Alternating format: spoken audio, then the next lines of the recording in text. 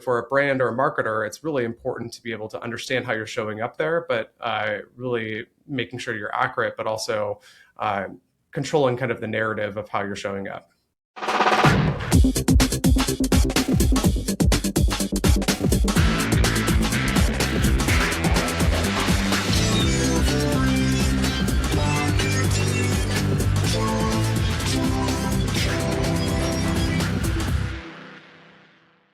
Hey there, and welcome to a brand new episode of Delivering Marketing Joy. I am your host, Kirby Hassman, and joining me today is a brand new rock star. I'm going to learn a lot from him today, I can tell already. He's the founder of Emburos and a former Google enterprise leader who helped brands like Amazon and Coca-Cola navigate the rise of digital marketing like we're all trying to do right now. And now he's focused on the next big shift, which is AI assistants becoming the new discovery layer between your brand and your customers.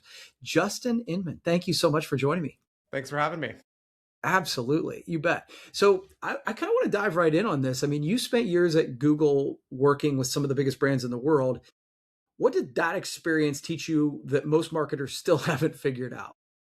Yeah, so I spent about a decade at Google, always on the ad tech and martech side, and working with some of the largest advertisers and marketers of the world, everyone from Coca-Cola to L'Oreal to Unilever.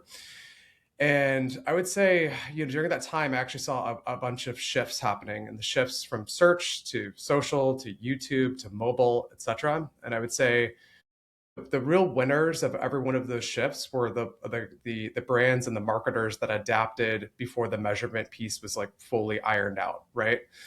So if you think about the early days of search and who was on search or social, et cetera, it's really kind of the ones that were innovative and really adapting quickly. And right now we're in that kind of era right now where AI is really becoming the primary point of discovery.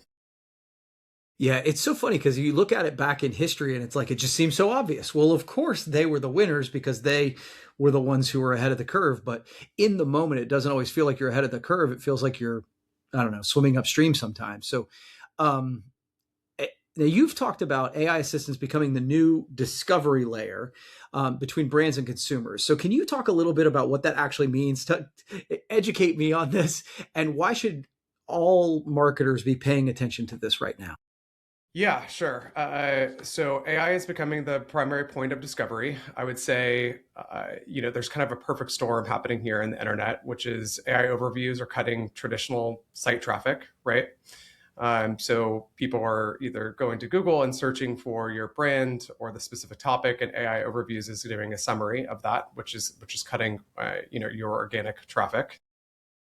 Then there's a consumer shift that's happening as well, right? So there is consumers going to ChatGPT, Gemini, Claude, Perplexity, Grok, etc., and really asking kind of detailed prompts about a specific topic, brand, movie title, etc.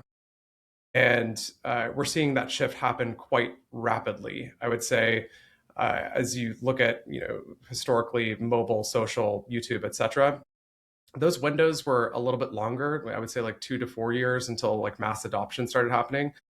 Right now, we are in like a 12 to 18 month window, maybe even less, where consumers are really shifting, and the front door of the internet is now becoming these AI chatbots.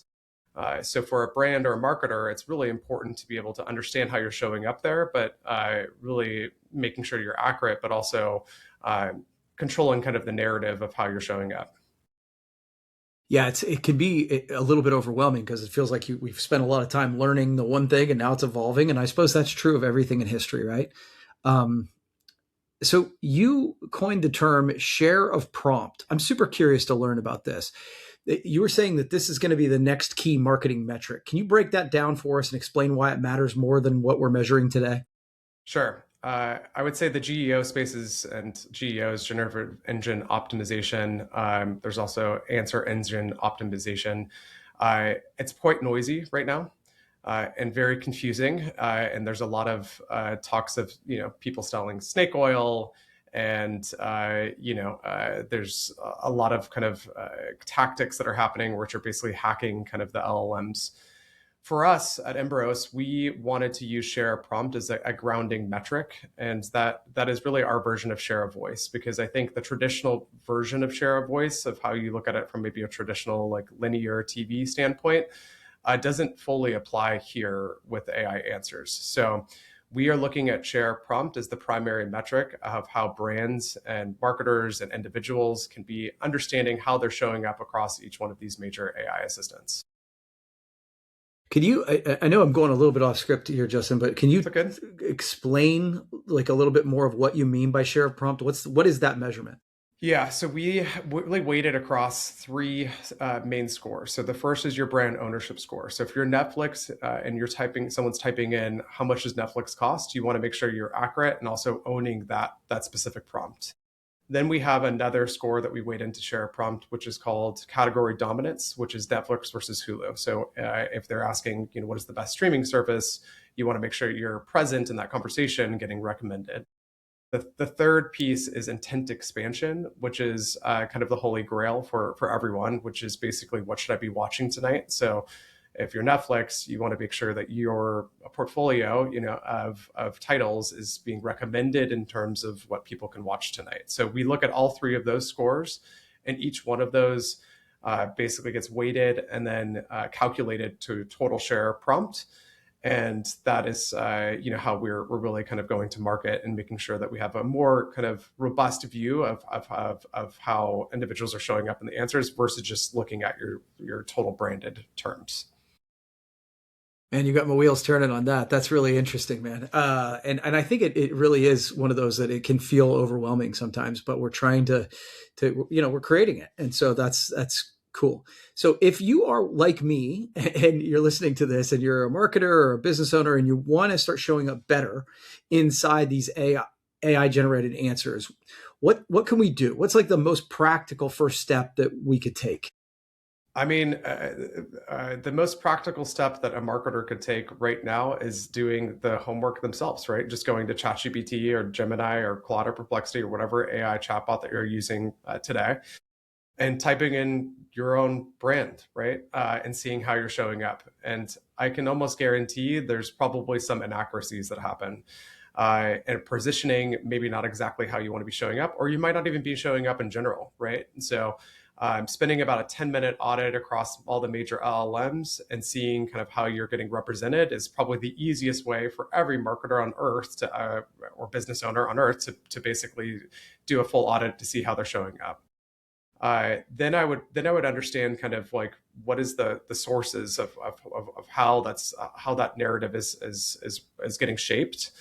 And for at Embaros, we do this at scale. So we basically see sentiment to citations to how you're looking at competitors, and we look at AI visibility and kind of how you're showing up across paid, owned, and earned, so your entire digital footprint. And we believe that kind of all of your influencer strategy, this podcast, et cetera, all plays a role in AI visibility. So we do a full audit and then give you kind of strategic recommendations of how to be able to show up better, but and also be recommended.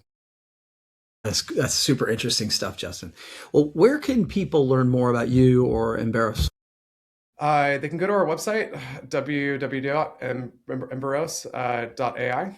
And then they can also hit me up on LinkedIn. I answer usually all of my messages, so more than happy to talk shop or kind of walk you through any type of details that you would want to know about AI visibility. That's awesome. Justin, I really appreciate you taking the time. I feel like I got a really quick class on this. We'll have to do it again sometime, okay? We'll love that. All right. Well, that's Cool. going to wrap up this edition of Delivering Marketing Joy. We'll see you next time.